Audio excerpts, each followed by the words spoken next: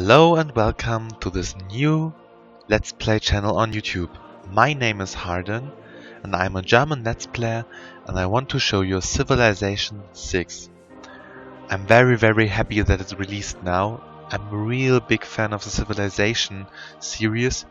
I have played tons and tons of hours and thousands of hours of Civilization 2 and 5. I some kind of missed Civilization 3, and this time I was a Call to Power player. And yeah, Civilization 4 I just got it shortly before Civilization 5 was released, and then I played Civilization 5 and I was really excited about the changes. And Civilization 6 seems to be an even bigger revolution, or let's say an even better evolution. So, but not so much talk. I would like to show you the game and I would like to play the game as a really fundamental game and part of my playing style. I am kind of a big and numerous player. I always try to maximize the number of things. Often I try to focus on one thing and maximize it as much as possible. So we go to the advanced setup, and of course I will have no turn limit, and we will play on a huge map, of course.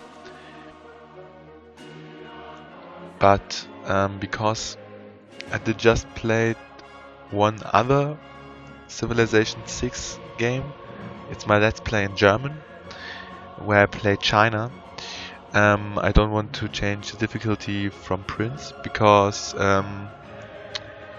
it's different to the preview Let's Plays I saw on YouTube, maybe you saw on YouTube. The AI got stronger. It's not that careless and stupid and does some, yeah, we can say shitty decisions, like let the settler walking around lonely without any military troop nearby or even on the same tile. They do not do the stupid things anymore.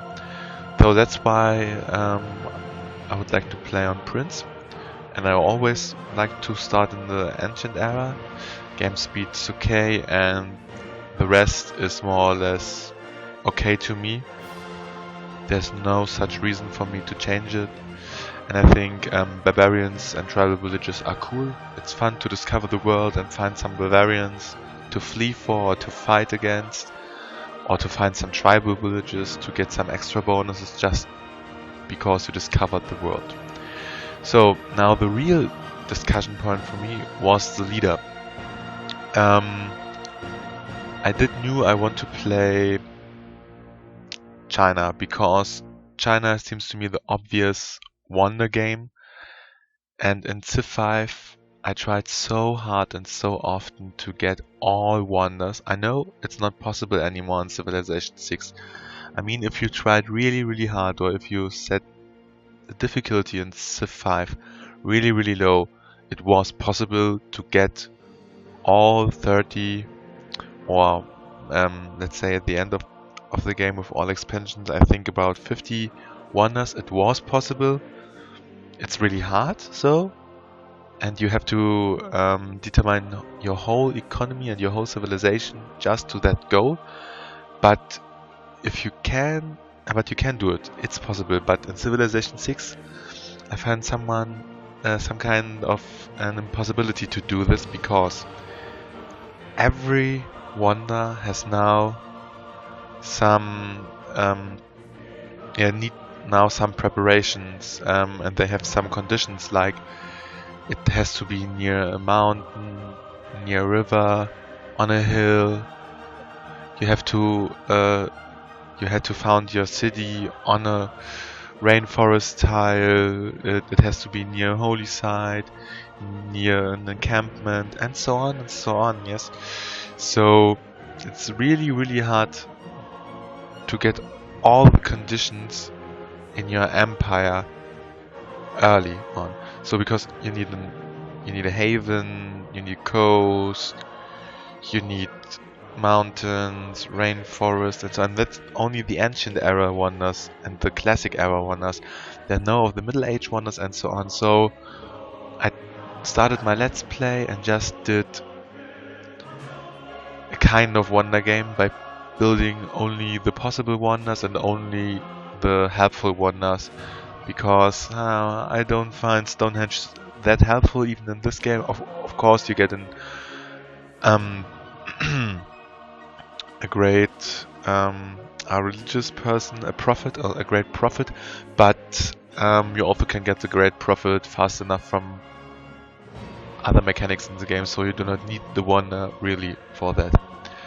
So, and I think there are two other factions, or maybe civilizations you can play if you want to play the wonder game. The first may be the French. They get 20% production towards medieval, Renaissance and industrial era wonders, so it's a wider range of wonder, not just ancient and classic wonders, but you get the boost later on the game. So you might focus on research first to get to the medieval age and then start building the wonders. That would be okay. And of course you get the tourism tourism from wonders of any era is doubled. That's cool. Catherine's Flying Squadron has first level of diplomatic has first level of diplomatic visibility greater. Oh, not first level, one level. Oh, why they always write just one? It's like in Germany, they always write the number if they want to use or something like that. So has one level of diplomatic visibility greater than normal with every civilization that she's met. Received capacity to build an extra spy with the castle's technology. Grand Imperial. French unique industrial era melee unit plus 10 combat strength when fighting on your capital's continent. Great general points for killing units. Okay. Chateau unlocks the builder's ability to construct a chateau unique to France. Plus 1 culture, plus 2 culture if next to a wonder, plus 1 gold if plus 1 gold if next to a luxury resource, can only be built adjacent to river. Okay, I think this sounds more understandable and logic to me, like the chateau was in Civilization 5. In Civilization 5 the chateau had to be built near a luxury resource, and I think if you go to France you have always these great wine mountains with hanging wine gardens, or the flat areas, big scale landscapes devoted to wine around a smaller castle, a chateau. And yeah, you always can find some river, you always can find a greater lake or something like that in the near of the chateau. So that sounds more logical, more understandable than in Civ 5. And yeah, the bonuses are cool, but well, you also can get you also could play Cleopatra to do the wonder game if you want to do the wonder game, because you get plus 15% production towards districts and wonders if placed next to a river. Floodplains do not block placement of districts and wonders. That's really cool. That's really cool. Mediterranean Bride. Your trade routes to other civilizations produce plus 4 gold for Egypt. Other civilization trade routes to Egypt provide plus 2 food for them and plus 2 gold for Egypt. And of course you get the Mariano Chariot Archer, Egypt's unit ancient era ranged unit that replaces a heavy chariot. 4 movement when starting in the open terrain. Cool. And you have, of course, you have the swings. It's a new tile improvement, only available for Egypt. with +1 faith and +1 culture, and later on, and so you get a +2 faith bonus if it's next to a wonder and cannot be built next to another swings. Can be built on floodplains. So, well, I really would like to play as Egypt more because I really like to play as Ramses II in Civilization 5. He was really great, but he was one of the leaders who looked very angry. He was very angry looking every time, and I think maybe it's a facial failure because he was born out of incest, maybe? Or maybe he's just angry because he has so much to worry about. I mean, it was a very, very great ride. A great empire. Sorry, I want to say Great Reich. No, sorry. It was no Reich. It was an empire. Sometimes my German language want to switch in. I want to conquer the English and want to devour it, but I will not let it do this. So, well, I talked a lot about these two, and yeah, there would be some other really, really cool options to play with. Maybe I should change my whole playstyle and do not the Wonder game, but play as Montezuma as the Aztecs and go to the very early aggressive style. I mean, you have a special unit, the Eagle Warrior, Aztecs unit, Ancient Area unit, that replaces a warrior. So the first unit you can build, despite to the slinger. Sorry. He has a chance to capture other civilizations' military units by turning them into builders. So you have a large number of builders, and you have, of course, a strong military from the beginning. And you have much luxury resources. Luxury resources in this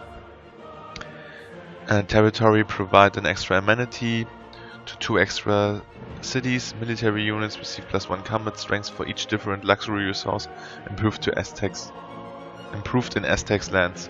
So your early units get even stronger by your luxury resources. And Tiachtli, I do not know how to pronounce it. If there's anyone who can speak the language of the Minor Quetzalcoatl, I don't know how it's exactly called. Yeah, he can. I would really, really appreciate it if this person could write me the pronunciation into the comments. So a building unique to the Aztecs provides an amenity +2 phase and a great general point. Okay, so yeah, obviously there would be some other games, like you could do the Great People's game with Pedro, you could do the political card game with Pericles, and so on, but because it's one of my first games, I would like to play as Cleopatra and do the Wonder game, and I would like to see if Cleopatra would be the stronger Wonder game compared to Qinshi Huang. By the way, that's the one the Chinese have their name from. So, let's say before I start the game, I would pause the Let's Play here. And until the next Let's Play, have a nice day. Bye, yours Arden.